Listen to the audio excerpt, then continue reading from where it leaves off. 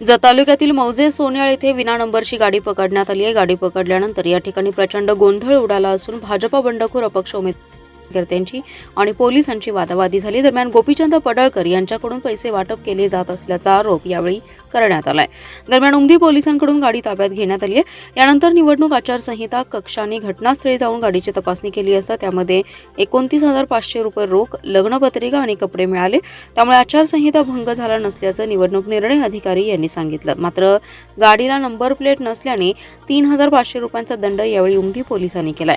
याबाबत निवडणूक निर्णय अधिकाऱ्यांनी केलेला खुलासा असा, जत येथील आचारसंहिता कक्षाकडे आचारसंहिता भंग केल्याप्रकरणी तक्रार दाखल झाली होती।